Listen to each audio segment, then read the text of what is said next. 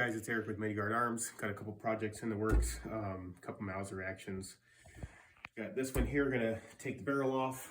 Got this one here that I've already taken the barrel off, but forgot to film that, so gonna take the barrel off of this one, show you guys how we do that, and then kind of build this one. It's a commercial Mauser. Build this one kind of a how-to. I've already got the barrel and stuff, I got stock coming in. So let's go on to this one, show you guys how you take the barrels off. Just disassemble it like you normally would, as you would clean it. So this gun I'm going to turn into something else. I have a 7mm rim mag barrel over there. I'm probably going to turn this one into a 7mm rim mag. It's all 243 right now, so I'll have to take the bolt face from 473 and open it up to 535, so it'll take the Magnum, belted Magnum cartridge. So, but get onto this, and you want to completely strip it down when you go put it in the barrel vise. That way you don't accidentally break anything that you don't want to. Every gunsmith should have a set of punches, so you're definitely going to need regular old punches. Mauser trigger, this has got the old school World War II German two-stage trigger system on it. I'm going to get something like this for it. It's got the safety and stuff already on it. But this one here, like I said, got them as a project. So that's what I'm going to do. These little things are worth their weight in gold. They're little magnets, but it's already got stuff from the other one in it. So I'm just going to save everything else right here for this project.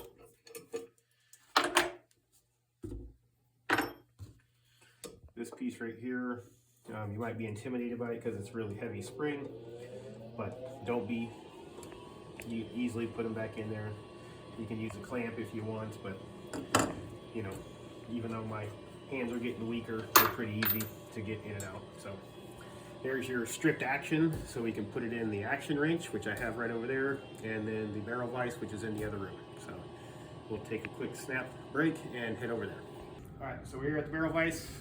I've got the Bald Eagle barrel vise, actually really good. I've had it for quite a while. Don't have any issues with it. I don't have it tightened up right now, but I just want to show you what we had to go through to get the barrel off of the commercial action. So that was a Herder's J9 made in between the 60s and the 70s. This thing was so, I don't know if it's corroded or just stuck on there. Maybe they used epoxy to put it on, but had to put it in the vise and it kept slipping. So what we ended up having to do is, you can see here, there's some gouges in here. Had to put a monkey wrench on the barrel as well, plus put it in the vise, plus tighten it up. Had to get these two pipes over here as cheater bars. I don't know if you can see them, but two pipes right there as cheater bars just to get that thing to come off. So sometimes these things will be a pain in the ass, but eventually enough determination and want to, it'll come off. So when you're checking these up into your barrel vise, this is plumber's abrasive, and it's abrasive on both ends. I'm not too worried about messing up the finish on here because I'm gonna sell it, but somebody's gonna take it and just, you know, have to rechamber it, refinish it, and everything else. When you come over here to the barrel, when you check these things up, find a flat part of the barrel, put that in there, wrap it out there as tight as you can, slide it in, and you know, lefty loosey, righty tighty. Sometimes I'm not expecting this one to be too hardcore to get off, because it is a military Mauser that somebody turned from 8mm, made it into 243. So the barrel's been off before, and they probably didn't over torque the shit out of it. So you want to put this in the vise tighter than you honestly think you need to, because any kind of, it's only got like 10% contact, or you know, I'd say less than 80% contact from the vise to the barrel, the thing's gonna slip. And it just makes things a lot easier to just get it super tight. That way nothing moves, and your barrel will stay there as you go to twist the vise off, or twist the action off.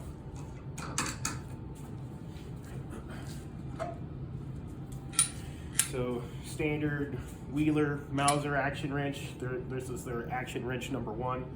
which is their Mauser or 1903s. Pretty much anything with a flat bottom. It'll work on your Howas. It'll work on 03 Springfields. It'll work on a whole bunch of shit. It's got a little cutout that goes up against your block here, your recoil lug. So just get that guy right up against there. And then Larry Potterfield from Midway USA, he will tell you use a shim to protect the cartouche or whatever the hell it's called. Cartouche. So just flip that in there so you don't mar up your top of your action as you put it in. As you tighten everything down, it doesn't scratch the shit out of stuff. I'm gonna end up sanding this action down as well. Do a rust finish on it, rust gluing.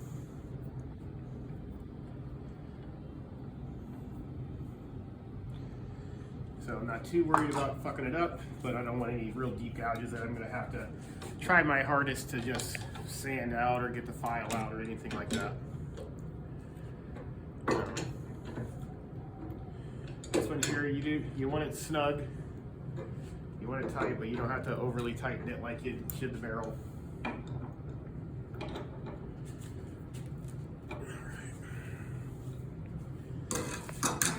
And then you should be able to just go bloop. And that's how it should come off, not 4 days of fucking with it with penetrating oil and and cheater bars and everything else. It should come off, you know, should come off fairly easy. You shouldn't have to put that much torque to get it off. Surprised we didn't break any threads or anything in the action. Actually taking off is how freaking ridiculous that other one was.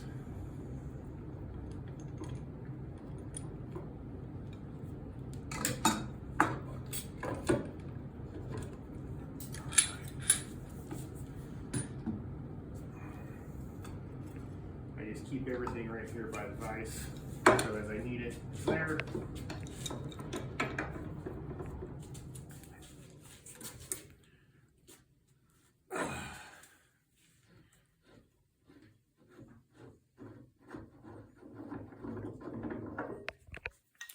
And that is a stripped receiver from a Mauser 98.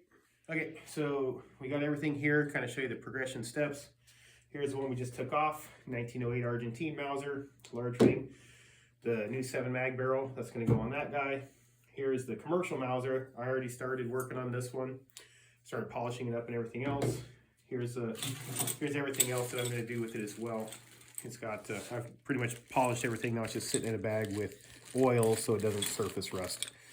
Cleaned up all the check ring on the bolt knob and everything, so got this to where essentially it's going to be, I'll just have to assemble it, set the headspace with the reamer, go and no-go gauge for the 25-06 is what this one's going to be.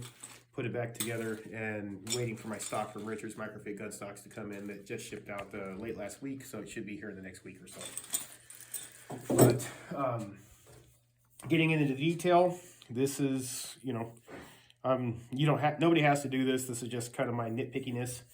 You can see the machining marks from the factory. This is a Herder's J9 action, like I was saying. It's made in Yugoslavia by Zastava, but you can see little scratch marks from all the machining and everything else. And you can even see it in here from the pitting, from weather, from sitting in the old military stock and everything else. So what I've already started doing in this polishing is getting these needle files, and you can get them at most hobby shops, Michael's or whatever will have them. But I started using those needle files to get all those out, and then I'll sand that all smooth, get this all polished up to about 320 grit so I can do the rust bluing on it and get it done. So yeah, that's about it. That's where I'm at this leg of the project. I'm going to do the 25-06 first because deer season comes up in October, and so I'm going to hopefully have that done. I'm going to do more of a traditional with that. I got a grade A fancy stock coming in for it. I'm going to do a boiled linseed oil finish on the stock, and I'm thinking I'm going to put probably, you know, just to keep it more classic, the Burris Full Field 2 on it, and I'll definitely not use these rings. These are old Weaver style. But I have the Leupold style standard rings, or a standard base for the dovetail and windage adjustable, so that's what I'll probably do for the 25-06. For the 7 mag, I'm not too sure what I'm going to do yet. And then this one here in the back, this is the 3rd project that I picked up, and I should have videotaped this one as well, but this one is a Czech Mauser Action VZ24. It didn't have any holes for the scope bases or anything like that, so I actually have my drilling fixture, and I drilled those in all by hand. It already had the turn down bolt knob, so that was cool, that was nice. But you can still see on this bolt that I got to clean everything up still. You know, it was a project half done. Someone put in the expensive European style safety on it, which is awesome. I just had to pretty much drill and tap the holes for the scope mounts, and then just finish up the project. And unmarked barrel, but from what my castings and stuff are, kind of ironic or kind of cool, however you want to look at it, turned out it's 25 by 284, which I already have one on my other Shaw barrel build from about 6-7 years ago. So yeah, I'll have a lightweight hunting version of a 25 284, the 25-06, and a 7 mag coming. So okay, so some of the tools that you're going to do or need that when you do your own project, whether it be a Mauser Action, a Remington 700 or Savage, whatever you want to do, if you're going to do the refinishing and stuff like that, you're going to want to get the old bluing off.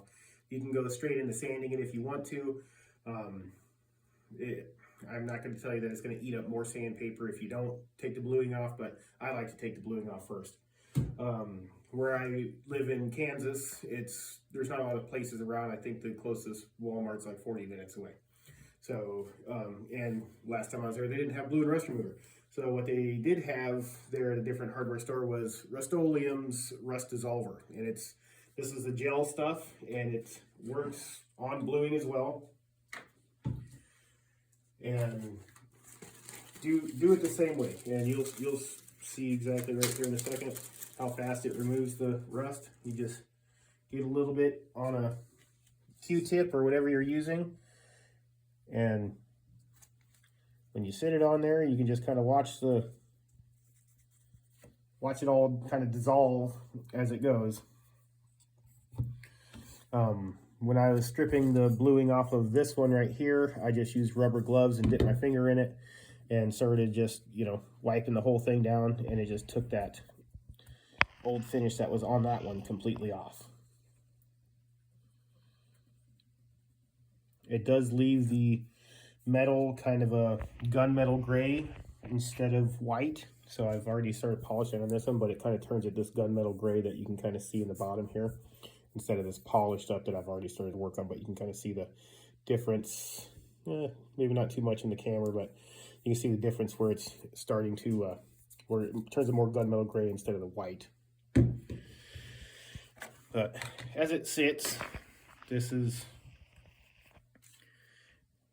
not working as fast as I'd like, especially for video. But you just let it sit on there and you work it through, and then you'll start seeing it just kind of dissolve that bluing out, and you can see it coming off on the Q-tip too.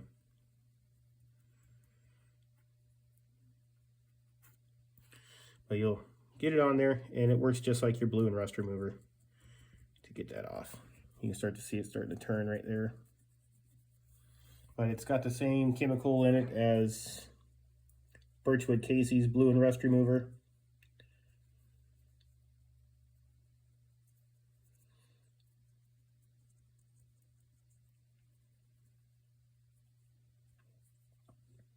And it works just as good as that. And this was only $8 for 8 ounces of it, where it's like, I think $6 or $7 for Birchwood Casey's blue and rust remover, and it's only like a 1 ounce or something, or a 2 ounce. It's a very small container.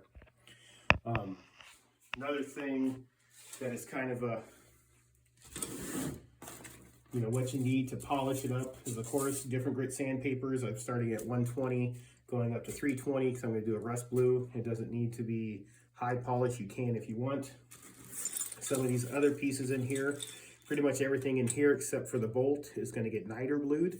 And so I did a higher polish on these guys, just so it has that kind of a electric blue pop to it with a super super bright, you know, shiny finish. And My wife does nails. And so these emery boards, 100 grit and 180 grit, these things work great for getting in here and just sanding some of that off, and it starts to polish it up. And it's actually really sweet. It's stiff.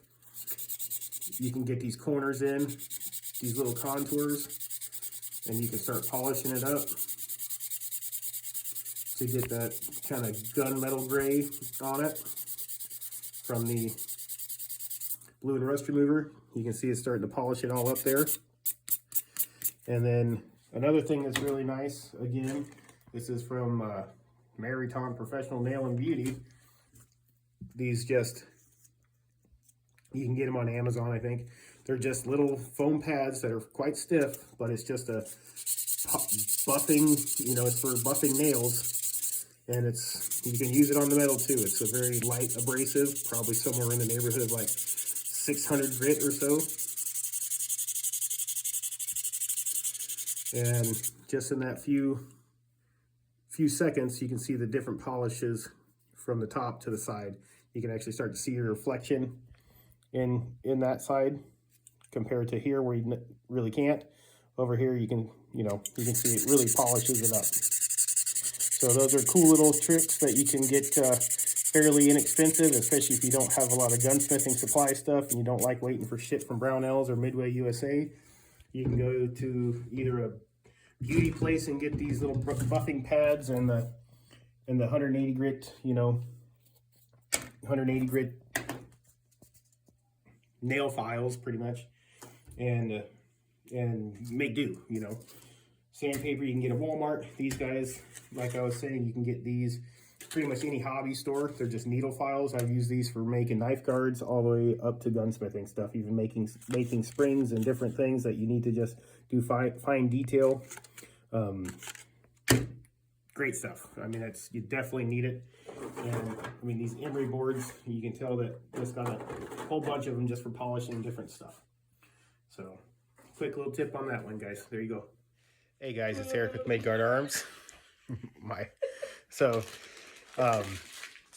On the Mauser project, just letting you know, hey, you know, if you don't have a lot of shop time and you're trying to relax, I'm sitting in bed, my wife's making jokes, and so I'm going to show you guys those machining marks that you get on these Mausers and stuff. There you go, you can see them there. Those machining marks, how to get those off. Okay, so you can sit there and sand and sand and sand, and eventually it will come off. But essentially what you're doing is just removing material to get it smooth. And then you can see on that side that I've started to get that one. And so essentially all you do, hold that for me, is take those needle files I was telling you about. And I have one with a flat side and a concave side. So this has got a radius to it. So you just go in there with your concave side or your radius side, and you just slowly along. These needle files don't take off a lot.